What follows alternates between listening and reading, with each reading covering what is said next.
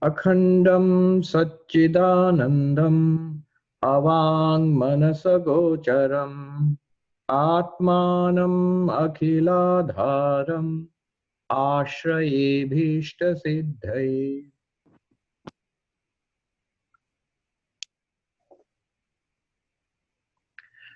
So, namaste everybody. We are studying the Vedantasara and we have had a couple of classes. So, we are on text number 5 and going on text number 6. I just read out text number 5 and the translation. Tatra anubandho nama adhikari vishaya sambandha prayojanani. The preliminaries, the 4 preliminaries of Vedanta are the qualified or the competent student, number 1, adhikari. Number 2, the subject matter, vishaya. Number 3, sambandha, its connection with the text. The subject matter and the text, how are they connected? And prayojana, what's the point of this study? So that's how classically all classical Sanskrit texts begin. At the beginning, you would expect these 4 to be pointed out. We would like to know who is qualified to read this text, who is, and then what is the subject matter of the text, what are we studying, and then the relationship of the text with the subject matter. That's a technical thing we'll see later. And then the 4th one is what's the use of this? What do we get out of this kind of study? So that is something that is true across the board. Whenever you study such texts, it will be pointed out. Here, whatever are the 4 preliminaries of Vedanta itself, the entire subject, are the 4 preliminaries for this book also. So what the text will now do is the 4 preliminaries, they will take up each one. Qualified student, what is the subject matter, what is the purpose, what is the relation of subject matter to text, and then talk about each one separately. So that's the style of this book. First, a list of subjects will be given and each one will be taken up one by one. So now we go into text number 6, the qualified student. Before I go into this, I'd just like to mention a couple of things. Why do you need qualifications, one might ask. If I have an Amazon account, I can order the book and get the book and then read it. That's it. What is the point of, what qualifications do I know? If I know the language and if I can understand what's being said, fine. No, the point is one can get the text and read it. But unless one has these qualifications, one will not get the full benefit of the text. That's the whole point. That the whole point will be to get enlightenment. Will we get enlightenment by studying the text?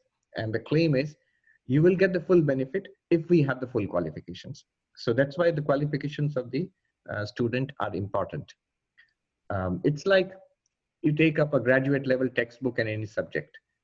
And the qualifications are that you must have completed high school and some amount of college before you get into this kind of study. So a kind of qualification, entry-level qualification is required in any area. So that's the point of qualifications. The second point I wanted to make was, don't get scared of when we read the qualification. It might seem that, oh, I don't have these qualifications, then maybe I will not, don't deserve to study Vedanta. No, we all have these qualifications, you will see, to some extent. It's just that when such things are pointed out, these are the qualifications one needs to have. This is the kind of concentration, this is the kind of purity of mind one needs to have. It's just being pointed out what we should pay attention to, that we should develop these things more and more within ourselves to get the full benefit of studying Vedanta. Often people get scared that, oh, maybe I'm not fit to study Vedanta, or I will not attain enlightenment. So I always like to tell this story about a person who went to Ramana Maharshi. You know, Ramana Maharshi would always tell people to inquire, who am I? So a person went to Ramana Maharshi and asked, am I qualified to study Vedanta? Am I qualified? You know, adhikari. And Ramana Maharshi said, did you say I? If you said I, then you are qualified. The practice is who am I? So if you can say I, then you must be qualified. So maybe it's not as easy as that, but the point is, We are all qualified for Vedanta because ultimately we are Brahman. Who else is more qualified for Vedanta than Brahman? So we are that ultimate reality, and of course we need to, the whole purpose is to discover that. So in that sense, ultimately we are qualified, but we need to know these things for our spiritual life. Now, with that as the background, let me go into this. Qualified student, text number 6. By the way, this book, I have given you a PDF, and the number of new people have come in. I hope you have all got the PDF. You can follow on the PDF, or if you have got the book, the Vedantasara is easily available. It's published by Advaita Ashram. It's available in India. It's available here in the United States. Translated by Swami Nikhilanandaji. It's a very good book. It's good to have the book in hand. So text number 6. Adhikari tu vidhivadadhita veda vedangatvena apatato adhigatha akhila vedartho asmin janmani janmantareva kamya nishiddha vajjana purassaram nitya naimittika prayaschitta upasana anushtanena nirgata nikhila kalmashataya Nitanta nirmala swantaha sadhana chatushtaya sampanna pramata. That's a mouthful. Sometimes in Sanskrit sentences are very long. The translation, I'll read out the translation, and don't worry, I'll just tell you the gist of it afterwards. The translation is, the qualified student is a spiritual seeker like us, who by studying in accordance with the prescribed method, the Vedas and the Vedangas, has obtained a general comprehension of the entire Vedas, who, being absolved from all sins in this or in previous life by the avoidance of the actions known as kamya, rites performed with a view to attaining a desired object, and nishiddha, those forbidden in the scriptures, and with the performance of actions called nitya, daily obligatory rites, and naimittika, obligatory on special occasions, as well as by penance and devotion, has become entirely pure in mind, and who has adopted the 4 sadhanas or means to the attainment of spiritual knowledge. Big mouthful. But the most important thing in this whole thing is the last phrase. Sadhana chatushtaya sampanna pramata is the adhikari. Adhikari means the qualified student. Who is the qualified student? It is the one, the seeker, the pramata means knower, who has the 4-fold qualifications. To repeat again, the qualified student is the spiritual seeker who has the 4-fold qualifications. What are the 4-fold qualifications? All that will be explained later on. So that last part is the takeaway from this whole thing. But what is the whole thing all about? We will see. So let's go word by word. I'll read out the Sanskrit. If you're not following the Sanskrit, don't worry. I will keep translating everything. Adhikari tu means so now or but here. We are going to talk about adhikari. Adhikari means the one who is qualified to study this. Vidhivadadhita veda vedangatvena, who has studied the Vedas and the auxiliaries, the Vedangas. I'll explain that in a traditional manner. That is being initiated into Vedic study, and you go to a guru and you study the Vedas, the 4 Vedas, or at least 1 Veda. The 4 Vedas are the Veda, Atharva Veda, and the Vedangas, texts which one needs to study in order to understand the Vedas. So all of this, it is there in the Mundakopanishad. A list is given when the student Shaunaka goes to. In fact, I was reading somewhere. I think that the chancellor in England is called Shaunaka now, Rishi Shaunaka, right? He's of Indian descent, I think. So Shaunaka is this student who goes to the teacher in Mundakopanishad and asks, what is that by knowing which one can know everything? And the teacher, of course, the question is, of course, about Brahma Vidya, the knowledge of Brahman, the ultimate reality of the universe. So if you know Brahman, you know the ultimate reality, and therefore you know everything. But the teacher starts by saying there are 2 kinds of knowledge. Dve vidye veditavye parachaiva paracha. So there are two kinds of knowledge, the transcendental and the relative. And what is the relative knowledge? So when he talks about the relative knowledge, he gives the entire Vedic study syllabus, So that's where you find what is meant here by Veda Vedanga. I'm explaining that. The teacher says to Shaunaka, Tatra para Rigveda Yajurveda Samaveda Atharvaveda Shiksha Kalpa Vyakaranam Niruktam Chando Jyotishamiti. So relative knowledge is the four Vedas and the six auxiliaries called the Vedangas. The four Vedas, Rig Veda, Samaveda, Yajurveda, Atharvaveda, and the six subjects one needs to know in order to understand the Vedas. What are the six subjects? The Chanda, the Vedic prosody, how the Vedic meter was written. And then Jyotisha, study of the movements of the stars in order to find the right time for the Vedic rituals.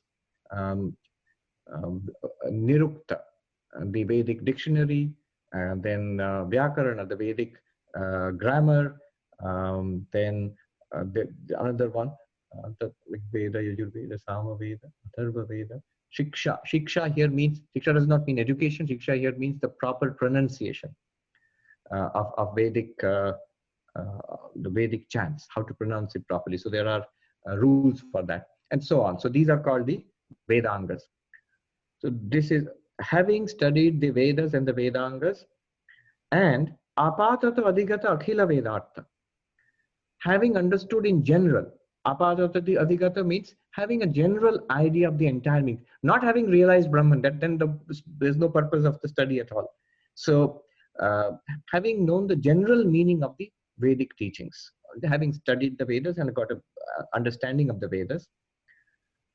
And this is important. Asmin janmani janmantareva. If you're thinking that that's a huge thing. I have not studied any of the Vedas. I don't know Sanskrit or the Vedangas or anything. And there's no chance of me studying that anyway now. And I'm not going to, let me stop this then. No, it says, Asmin janmani janmantareva. In this life or in past lives. So the whole point is this entire qualification. One may be qualified for Vedanta. One does not have to actually go through this process if one has inquiry, if one wants to realize that, the purpose of life. Enlightenment is the goal. So we'll see the general qualifications necessary later. I'm just reading out the text now. In this life or past lives. And this applies to what is coming now also. What is to be done? Kamya, there are certain things which are to be given up. Kamya nishiddha vajjana purassaram. Nishiddha karma. One must give up immoral activities, sinful activities. What is prohibited? Nishiddha means prohibited by religion, by morality and ethics. One must give that up. And then kamya.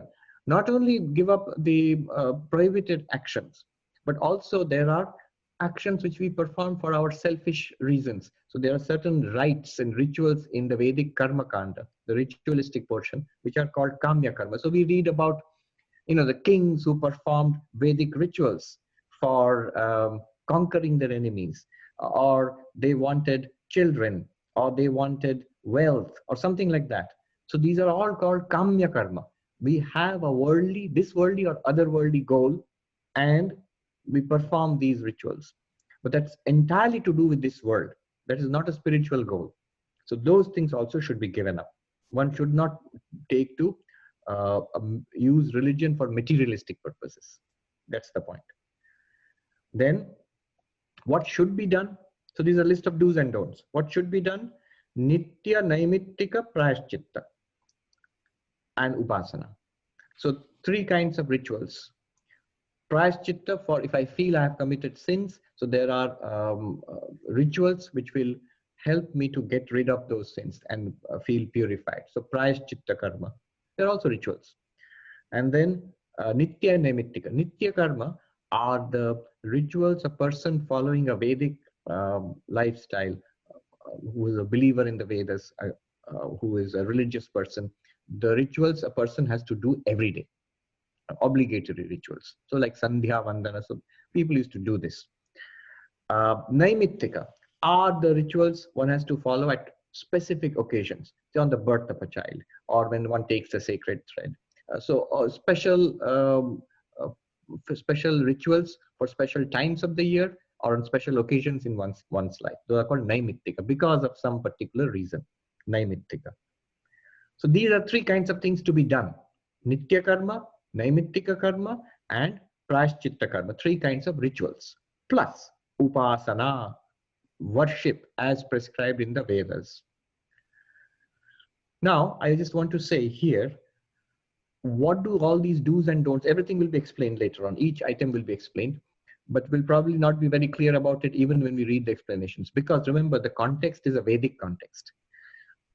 To understand this, one must see what is it there in our modern Hindu life. So the rituals, the Vedic rituals have been replaced in modern Hinduism by puja. So instead of the yajna, it's still performed in a small way, in a part of a big puja, like Durga Puja is coming up, you will find a homa fire is lit. So those are Vedic rituals which are still performed, but they have all become part of our Hindu pujas. So what religion has now evolved to temples, deities, and the worship of those deities. So those are the rituals in our present context. We don't have to actually go back and perform those Vedic rituals. So have some religion in your life, to put it in a broad and simple way. It is not against religion. It's Vedanta is not saying that you stop believing in all that. I am Brahman and that's it. No.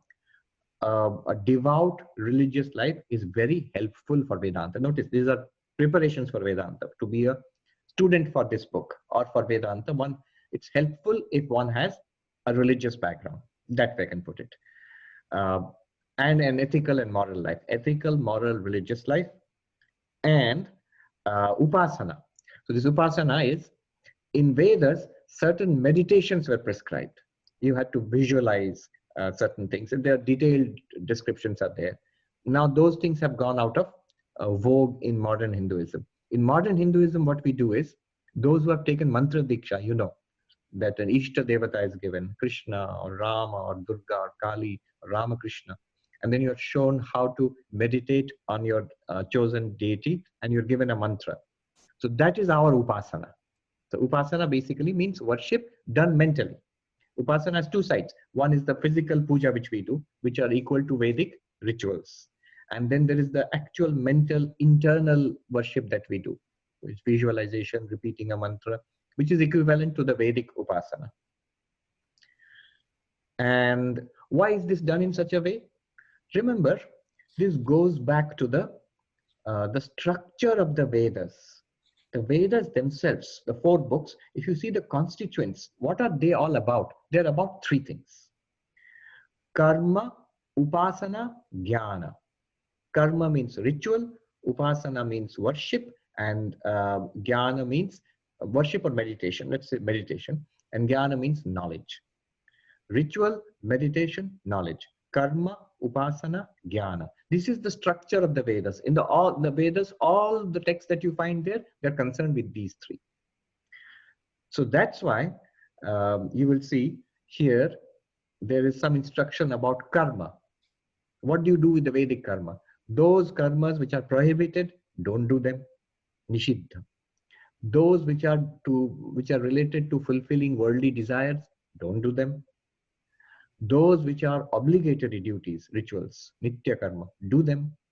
Which are occasional major rituals to be performed, naimittika karma, do them.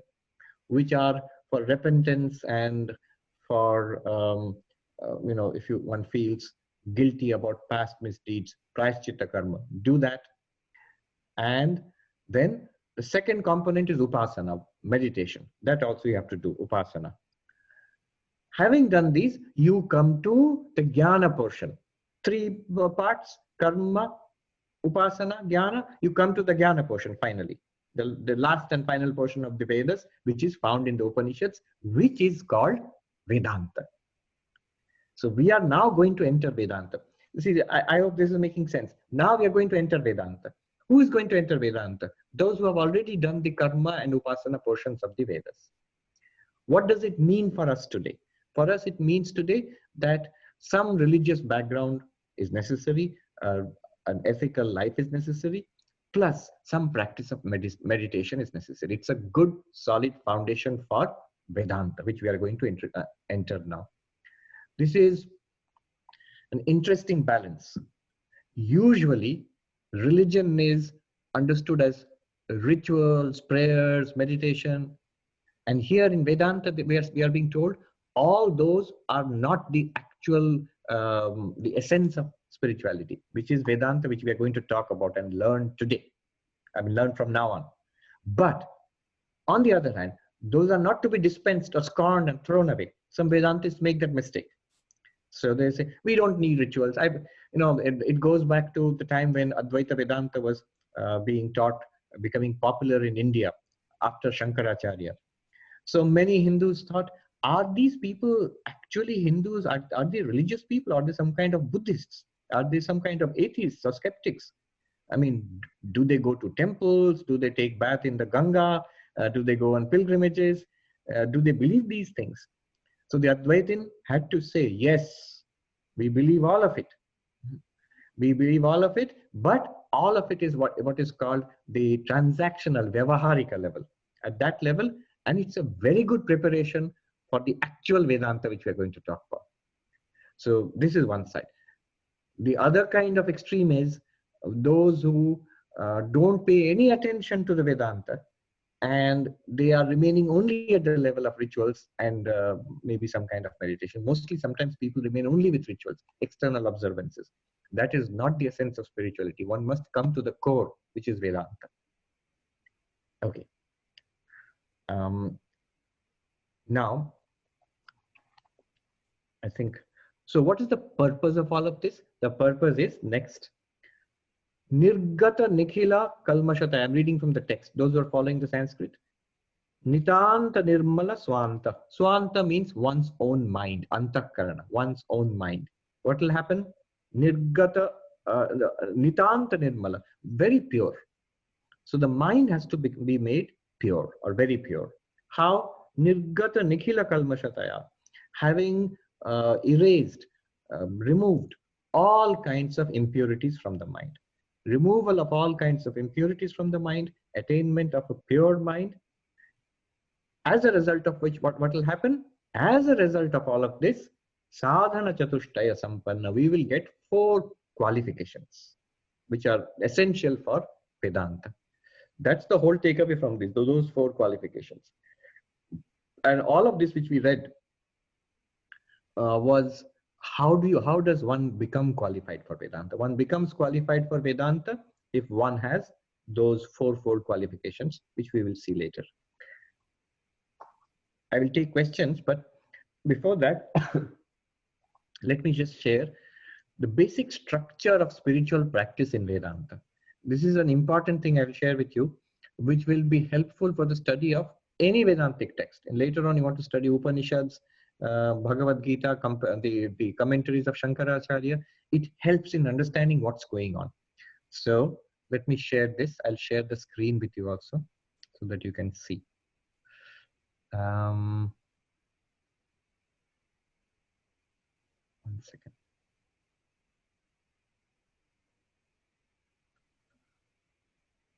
Okay.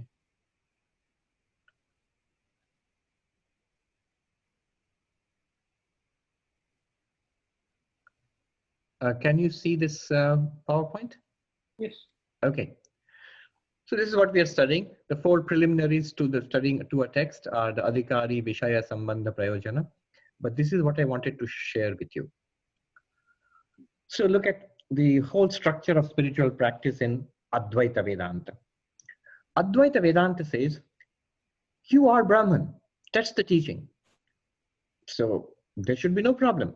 You are infinite existence, consciousness, bliss. What problem does one Brahman have? But then immediately our reaction will be, but I don't know that. It's not real for me. I don't feel that. I don't get the benefits you're talking about. You know, the removal of suffering, the attainment of peace and bliss. So I don't know this, what you're talking about. It's not something that I have realized. It's not something that is a reality here. Can you see the movement of my, yes. so you see here, The problem is ignorance. The problem is ignorance, and I've given you the Sanskrit equivalent, ajnana. What kind of ignorance? Not ignorance of physics, chemistry, or even Sanskrit. Ignorance of my nature, the claim in Vedanta that you are the Brahman, that I do not know. I must honestly confess, I don't know this. This is my problem. And know means as a living reality, not just that I've read about it or not. Yeah, I've read about it, I've heard about it, but it's not a living, it's not clear to me at all. I have not realized it. So the solution will be knowledge, jnana, because the solution for ignorance is always knowledge. And remember, this knowledge and this ignorance, how are they related? Here is a simple thing. Knowledge removes ignorance. Knowledge removes ignorance. When the object and the locus are the same. Two things I'm repeating. When ignorance and knowledge have the same object and same locus. It may sound strange, what does this mean? But when I explain to you, you'll see it's very simple actually. So suppose I don't know maths, I don't know mathematics, and I go to a class, I have ignorance about mathematics.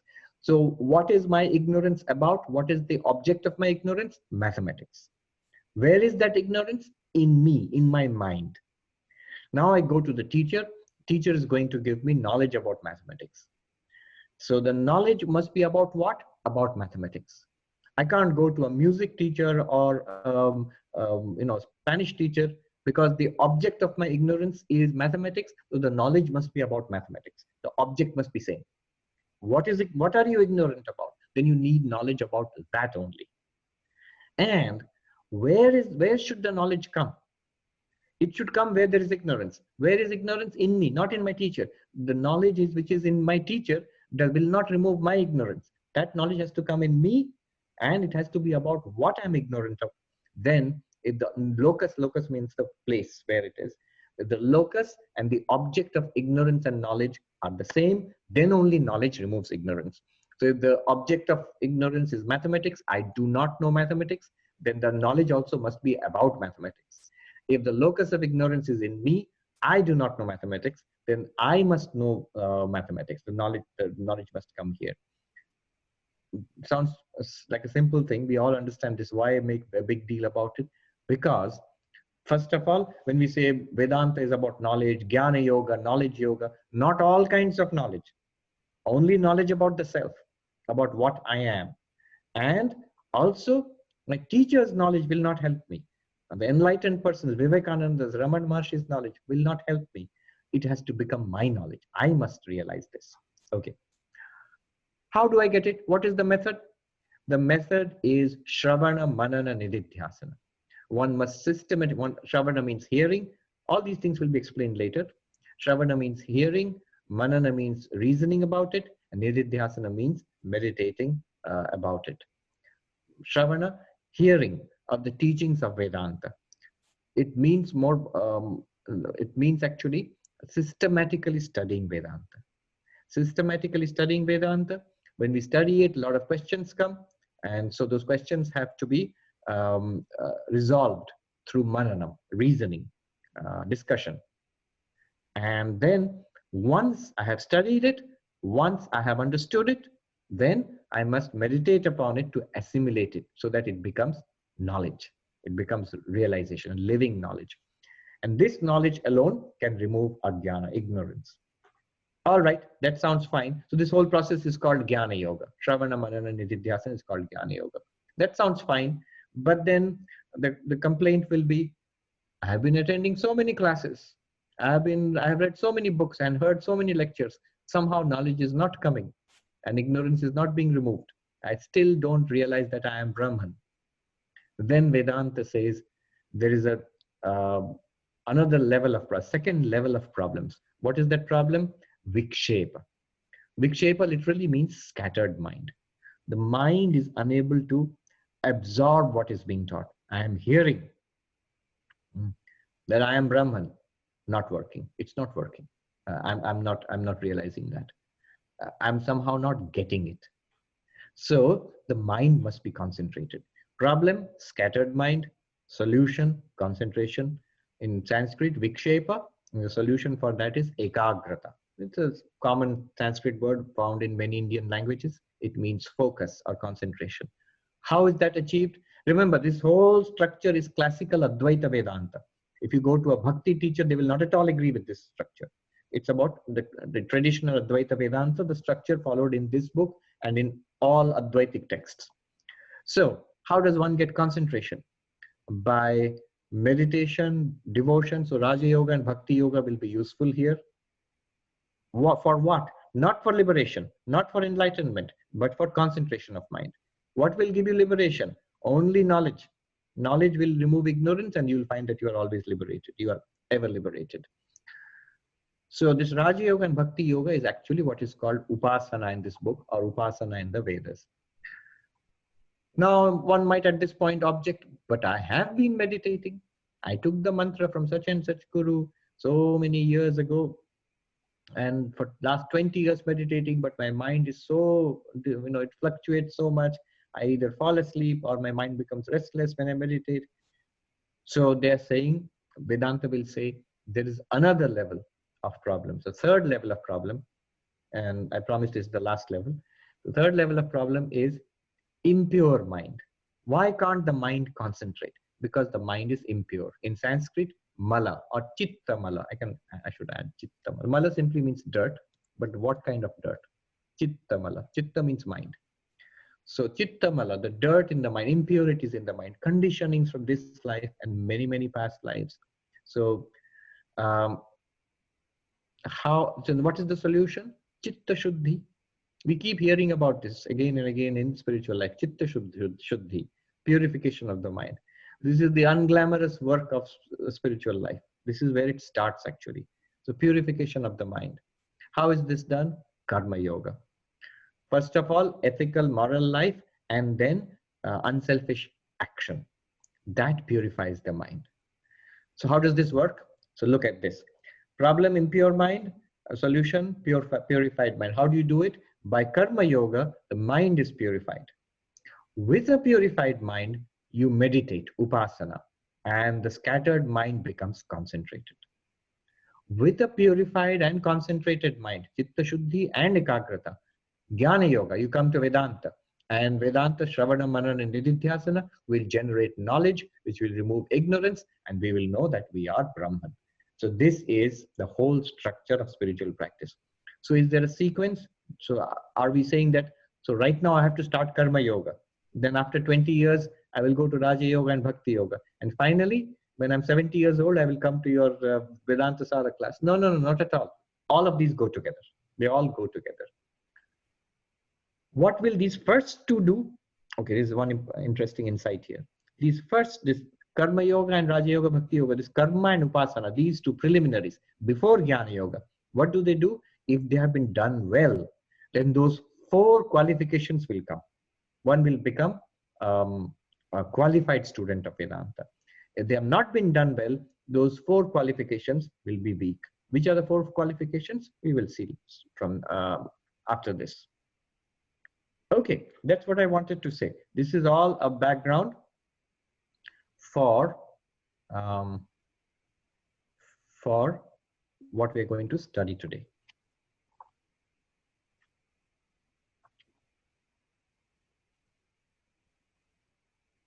At this point, if there are, let me just quickly read through the next few texts.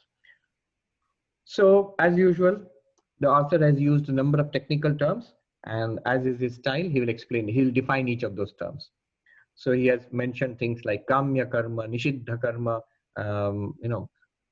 rituals done with desire, prohibited actions, obligatory actions. So what are these things? He will define each of them quickly. Text number 7. Kamyani swargadishta sadhanani jyotishtomadini. Sacrifices such as jyotishtom, etc., which enable their performance to get the desired fruits, such as living in heaven, etc., are known as kamya karma. Remember, these are not to be done if you want enlightenment. Then number 8. Nishiddhani narakadhya anishta sadhanani Brahmana hananadini, actions such as the slaying of a Brahmin, etc., which bring about undesired results, such as going to hell, etc., are nishiddha karma, or forbidden acts. So sinful acts, which are again not to be done. Then number 9, Nityani akarane pratyavaya sadhanani sandhya vandanadini. Daily rites or obligatory rituals for a religious Vedic person, such as sandhya vandana, the daily rituals, the non-performance of which causes harm, are called nitya karma. So these are obligatory rites. If you think that you are a devout Hindu, so you have these. So in today's age, I mean, at least now it has all changed, but at least at the time of our parents or grandparents or great grandparents, we would see they would have a series of rituals which they would do throughout the day. They were not in some cases, the original Vedic rituals, but in some cases, something else. Like in the morning, they would take a bath and then sit for puja with the Griha Devata, the household deity, offer food to that. And then in the evening, they might do a little arati, little bhajan might be there, a little puja would be there. So these are like daily little rituals. And they are to be done, yes.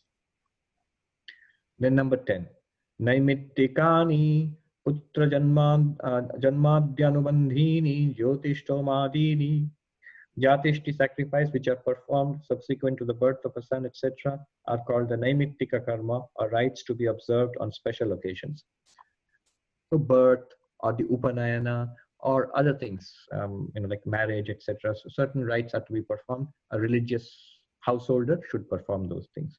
All these things are good preparation, a religious lifestyle, good preparation for Vedanta. 11, Prashchitta karma, which are expiation of sins, penances. Prashchittani papakshaya sadhanani chandrayanadini.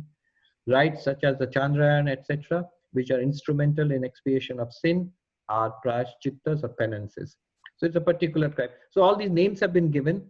I'm not going into that. I'm racing through these ones because these are technical and also not directly relevant, because most people don't do it these days. They do other things which are more common in Hinduism nowadays. For example, the Chandrayana would be a vow. So if I feel I have committed a sin, so I'm going to repent for this sin and perform this ritual. So this ritual involves a worship, and also with the movement of the moon in the lunar calendar, my food will be reduced. So I start with 14 little morsels, and then as the days go by, every day it will be reduced by 1 and 1 until when there's no moon, new moon day, I will fast, and then it will be over.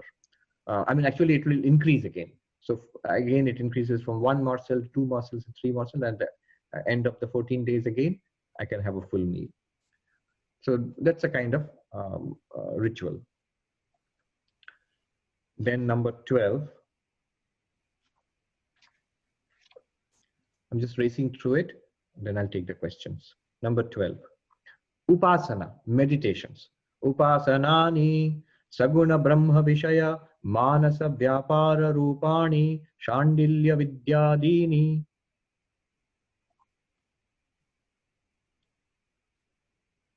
So mental activities, basically meditations, they are visualizations relating to the Saguna Brahman. Saguna Brahman means God. All these things will be defined much later.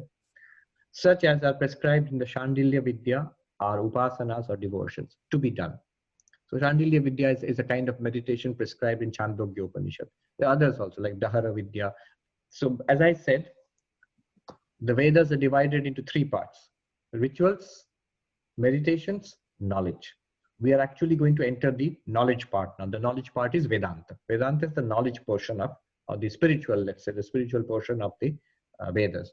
The others, the rituals and the meditations, what this Vedanta says is they are not to be discarded. You can do them, but not for any worldly purpose.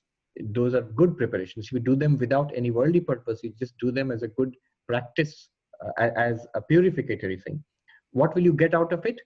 You will get 2 things: purity of mind, concentration of mind. with a pure and concentrated mind, if you come to Vedanta, it will work miracles. Without that, if purity and concentration of mind are lacking, what will happen is either we will not understand what's being said, or we will say, many people come to this, they after a serious study of Vedanta over years, they finally come to, I get it now, and it's wonderful what Vedanta is saying, but it's not a living reality. It's not becoming a living reality for me. I have not realized it yet. So that's because the fourfold qualifications, which we'll talk about, they are lacking. Saguna Brahma Vishaya. So this, the meditations about God. Saguna Brahman is God, basically the God of religion. So that these things have been replaced by our modern Ishta Mantra and Ishta. So if you ask in Advaita Vedanta, if you ask, I have taken meditation. So what would a classic Advaitin say? Like a traditional Advaitin say? They will say it's very good. It's a very good preparation for Vedantic realization that I am Brahman, which is very different from what a bhakti teacher would say. The bhakti teacher would say devotion to God in that form is enough. That itself will take you to God realization and enlightenment. But an Advaitin will say that's a good preparation. Now come to Vedanta. Come to the class. Now 13 and 14, before I go into it, I'll just say what these are about. He's summing up what has gone on till now. The real thing is going to come after this, the fourfold qualification for Vedantic students. But this is just the background.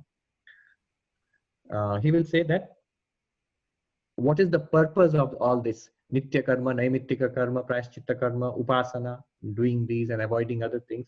The purpose is purification of mind, concentration of mind. If you do it without any worldly desire. But most people, you see, conventional religion from Vedic times till today, most people who come to religion are not coming for this purpose, for God realization, for becoming enlightened, for getting Brahma Jnana, moksha. They are coming for it, coming to religion for some worldly purpose or other worldly purpose. Worldly purpose is, let my illness be cured, let COVID go away, all good purposes. Let the economy recover, or let me get a green card, things like that. So, worldly purpose. Or it may simply be general thing, it's nothing wrong in it. Let all things be good for my family, for the society, let all be good. It's still worldly. It's not for God realization and enlightenment. So if one has a worldly goal, one will get that. If one does not have a worldly goal and still practices these things, one's purity of mind will increase and concentration will increase. That is what is being said in 13 and 14. 13, you will get concentration of mind and purity of mind if you follow these rituals without any desire. I'll read out. Etesham nityadinam buddhi shuddhi param prayojanam upasananam tu chittaikagryam tametamatmanam vedanuvachanena brahmana vividishanti yagyena ityadi shrutehe tapasa kalmasham hanti ityadi smitescha. What has been said here? Of these, the Nitya and other works mainly serve the purpose of purifying the mind, but the Upasanas chiefly aim at concentration of mind. As in such Shruti passages, Brahmanas seek to know the self by the study of the Vedas, by sacrifice, Brihadaranyaka Upanishad, as well as in such Smriti passages, they destroy sins by practicing austerities from the Manusmriti. So what was said here, if you follow the Sanskrit, I'll just break it up for you and we'll go through it together. Etesham, of these, all these rituals which were mentioned, Nityadinam, so the Nitya karma, etc. What is the purpose? Param prayojanam, actual, ultimate purpose. Buddhi shuddhi, purity of mind. Which I just mentioned, the actual purpose is purity of mind. Problem, impurity of mind. Solution, purity of mind. And that's done by these practices. Then what is the purpose of meditation? Upasana.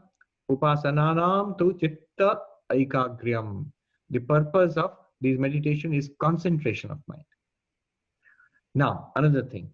Throughout the book you will see, remember this book is a systematization of what has been found in the Vedas, in the Upanishads. So whatever the author says, time and again he will demonstrate that I'm not making it up. It's from the Upanishads. It's from the scriptures, from the texts. I'm taking it and systematizing it. So when he said all of these things, he has said that all these Vedic rituals, they will lead to mental purity, the upasanas will give us concentration. Where did you find such a thing? He will quote from the Upanishads. For example, he says, Brihadaranyaka Upanishad, the spiritual seekers, they seek to realize the Atman by study of the Vedas, by sacrifice, so by all these rituals, so they try to realize by rituals. Another quotation from Manusmriti, Tapasa kalmasham hanti, by austerities, people seek to overcome impurities. So by leading an austere life, tapasya. All right, so this is a preparation for spiritual life. But suppose you say, but most people who do these rituals, most people who go to temple and church and, are they doing these rituals, whatever the rituals are, for attaining purity of mind and concentration of mind? No, no, no. They are doing it for worldly and otherworldly purposes. Let me have a good life here and let me go to heaven after death. I don't want God realization or moksha or anything like that. So that will be said in number 14. Nitya naimitikayoho upasananam tu avantarapalam pitriloka satyaloka praptihi karmana pitriloka vidyaya devaloka ityadi shrutehe. Translation. The secondary results of Nitya and Naimittika karma and the upasanas are attainment of Pitriloka and Satyaloka. That means the higher heavens. You go to heaven after death. As in the Shruti passage, by sacrifice, the world of fathers, by knowledge or upasana, the world of the devas is gained from Brihadaranyaka Upanishad. Okay, so that's what is going on here. Now, all this, at the risk of upsetting traditional pundits, I will say, not important so much for us. This is all so much background. The real important thing is coming next. Let me just see if there are any questions or anybody has raised a hand or something. Let me see. Okay, so quickly I'll take it. What if you are not a Hindu, right?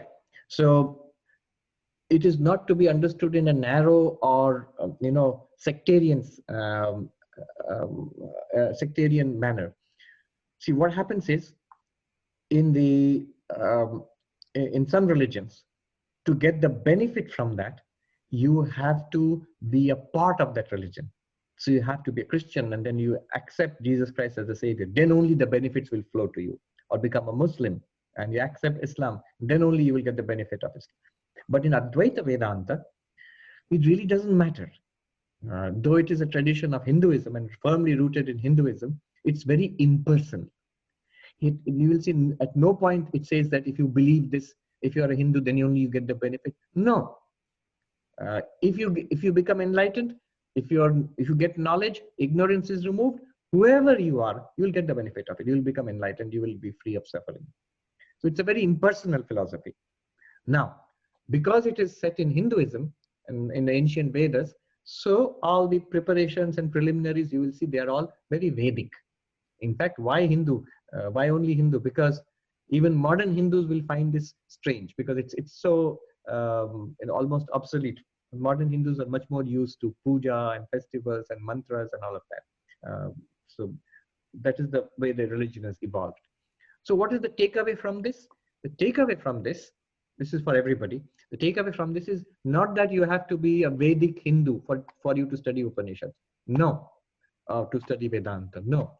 What you have to be, what it's trying to tell us is, we need first of all an ethical life and some religious preparation for purification of the mind and concentration of mind. There should be some kind of ethics and religious ritual in our life, depending on whatever your background is. That's one. And there should be some kind of meditative practice for focusing, calming down the mind. Number two. If you have these two, your preparation for Vedanta is complete. That's a good question. Then, mantras for Upasana are not chanted loudly, right? Mantras for Upasana, which are found in the mantras during rituals, are chanted loudly. But mantras for the Upasana are actually telling you what to do mentally. And if there are mantras to be chanted, they have to chant them mentally. Purassaram. Purassaram means having done earlier. Purassaram, Ramya is asking, Purassaram means having done these things earlier. and then you go to the next one. This Jyotishtoma, then this Jatishti, various kinds of Vedic rituals. These are traditional Vedic rituals which have to be performed. Most modern, unless they're very strict Vedic Brahmanas, most modern Hindus do not perform these. They have replaced it with modern pujas. So what else? Is there anybody else who's asking a question? No? All right. Now, so this is the background. You might say, why so much? Why not get to the actual point? What are the actual qualifications of we're talking about a qualified student. So what are the actual qualifications of a qualified student? You said there are 4. Sadhana Chatushta Sampanna Pramata Adhikari. Go back to text number 6. And the last phrase, Sadhana Chatushta Sampanna Pramata Adhikari. Pramata means knower, the one who's studying this, one who wants to know. What kind of knower is necessary? Sadhan Chatushta Sampanna, equipped with the 4-fold spiritual qualifications. So why not go straight to that? Remember, Upanishads are firmly embedded in the Vedas. So question will arise, if Vedanta is the ultimate teaching of the Upanishads, the Vedanta is the ultimate teaching of the Vedas, then why not just discard everything? Whatever went earlier, just go straight to Vedanta. So 2 reasons. One is that psychologically it's not good. One needs some preparation. And so the preliminary portions of the Vedas, which deal with action, karma, and with meditation, upasana, these 2 are very helpful as for preparing you for the future study of Vedanta. Second, if you discard the earlier portions of the Vedas, it leads to a kind of fanaticism that only this is right. And then the question might be asked, oh, so all that went in the Vedas before the Upanishads, everything else, the ritualistic portion, the meditation portion, they are useless. They are not right. In that case, how do you know that the Upanishads themselves are right? That will also be open to question. So what the Vedanta teachers have done is, they have not discarded the ritual portion. They have not discarded the meditation portions. They have kept them as preliminary, not as the ultimate purpose, but kept them as preliminary practices. So this has been the approach in Hinduism. When you make a progress, when you come upon something new and better, don't abandon the earlier one. Keep it in a subsidiary position. So, for example, over thousands of years, Hindus, we have moved on to from where the religion was centrally located in Vedic rituals, huge fire sacrifices. Those things have faded away, and we have now temples and deities and puja, but they have not faded away entirely. So they are there as part of our major pujas. Not only that, every puja, every worship always will have a lamp which is lit first. So that could be a vestigial leftover of the huge Vedic sacrifices which were performed earlier. So in Hinduism, nothing is totally discarded. It is incorporated and kept at a certain level. Somebody raised the hand? Gloria. Gloria, please go ahead. Gloria, you have to unmute yourself. Can you hear me? Yeah, I'm just unmuting her. Yeah, she's still muted. So either you have to unmute her or she has to unmute herself. Oh, okay. Yeah. I'm here. Okay. Yes, it wasn't unmuting. Gabriel's question has raised something for me. When Jesus said, I and the Father are one, is he saying the same thing? I am Brahman, but Christianity has kind of packaged it as Jesus is the only one. Yes. So from a Vedantic perspective, when we hear the teachings of Jesus, we find a dualistic teaching, a qualified monistic teaching, and a non-dualistic teaching. So when I and my Father are one, it is non-dualistic. I am one with the Lord. It's literally the meaning of Aham Brahmasmi. But so if you look at the Orthodox Catholic interpretation of that, it's only Jesus who can say that, not the rest of us. So the rest of us are not one with God. We are creatures, and the Lord is the creator. So there's this huge gulf between us and God. So yeah, so that's what I would like to say. From an Advaitic perspective, it immediately makes sense. I and my Father are one, but Advaitin would say that everybody can say that. We are all one with Brahman. We are Brahman, in fact. Okay. And all these things will become very clear. This is the beauty of the book. What is God? What are we? In what sense are we one with God? Everything will become very crystal clear in this book. And even if you don't study any Vedanta after this, this is a solid foundation for the Advaita Vedanta system. Every term is clearly defined. And especially when we study the Upanishads, when we go back to the sources of this book, this groundwork will be very useful for us. Thank you. Right. Anybody else? No. Then I will just mention the fourfold qualification and then stop today. So most Vedanta books will not mention all these things. They'll start with the fourfold qualification straight away.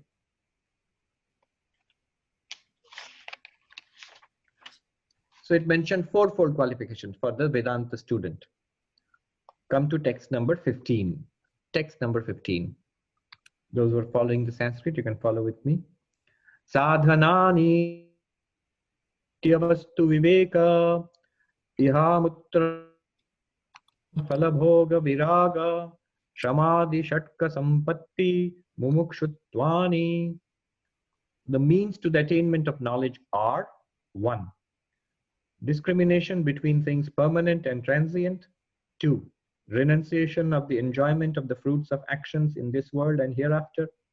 3. The sixfold treasure, such as control of the mind, etc. And 4. The desire for spiritual freedom. Fourfold qualifications. Viveka, from which the name Vivekananda comes. Viveka, which is all will be defined later on. Viveka, then second Vairagya, and third is the sixfold treasures, Shama, etc. All to be defined later. And then Mumukshutvam, intense desire for freedom. All right.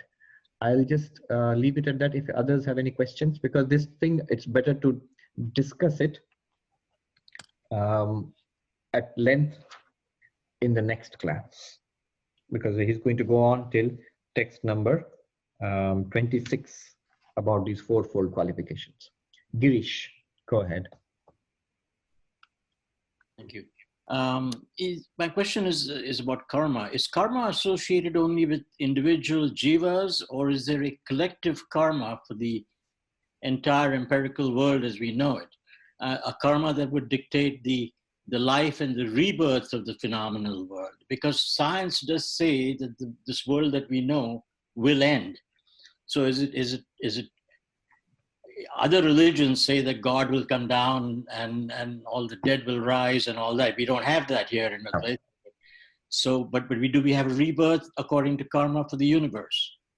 Yes. So the Vedantic idea, not just Advaita, in fact, all of Hinduism has this idea of a cyclical theory that the universe has been created and it is propelled by karma. And this goes on until at the end of the particular cycle, the universe will be destroyed. Destroyed, we'll all see what does it mean to be destroyed. It's all absorbed back into Maya, which is the power of God. But all those beings who have not attained liberation will still remain in a seed form with all their impressions and all their past unexhausted past karma in the collective Maya. And the next cycle of creation, again the universe will be created, and it has been in innumerable times in the past. So it will be created again.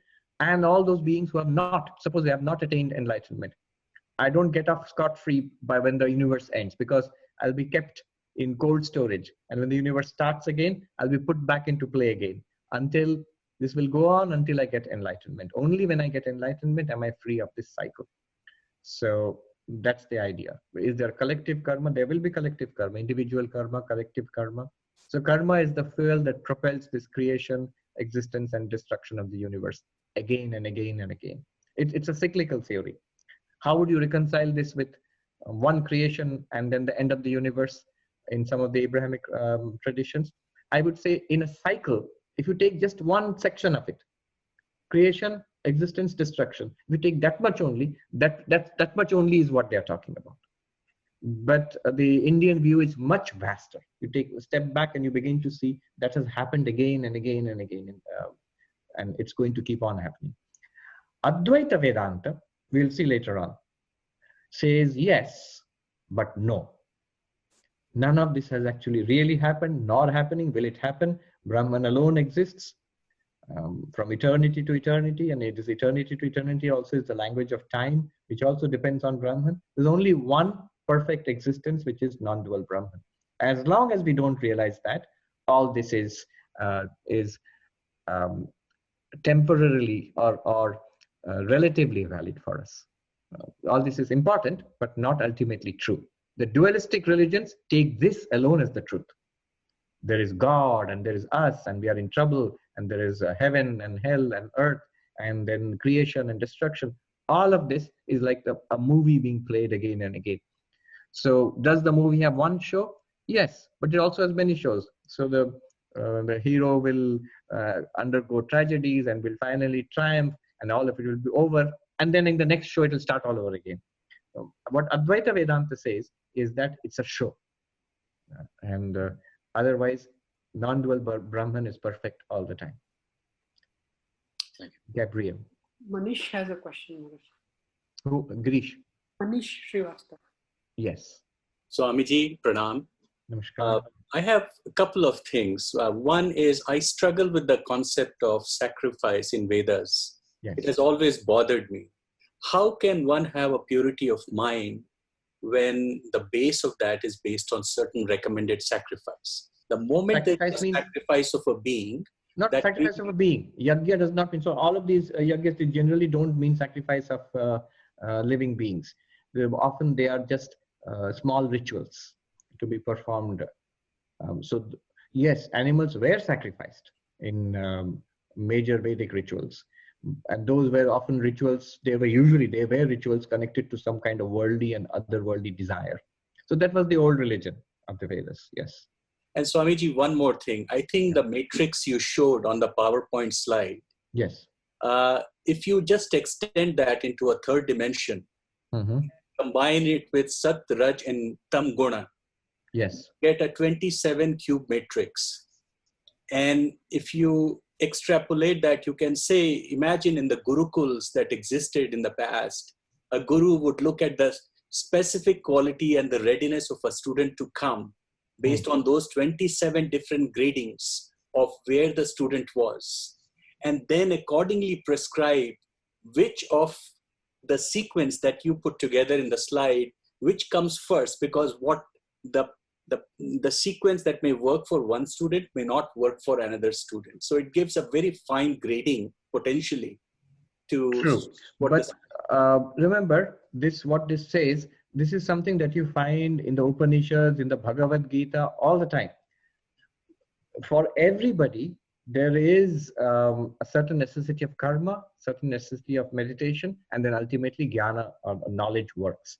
Now, for most of us, we start with karma, progress to meditation, and then knowledge becomes fruitful for us. Though we practice all three together. The more sattvic the mind, the faster you get to the level where knowledge will work for you and enlightenment is the result. The more tamasic the mind, the more important it is for a person to practice karma yoga. Rajasic mind has to be controlled through meditation. Yes, but the three gunas are very, very important in understanding the level of a spiritual seeker and recommending spiritual practices. And that is exactly my problem when we see, there are so many shades of religion and different ways of interpreting the correct path. Yes. And sometimes I feel that there is a prescription which is provided, I'm not talking here, but generally outside, which is less suited to the needs of a person but more because that is what most people are accustomed to, and that's what they can teach, and that's why they teach that. It is true.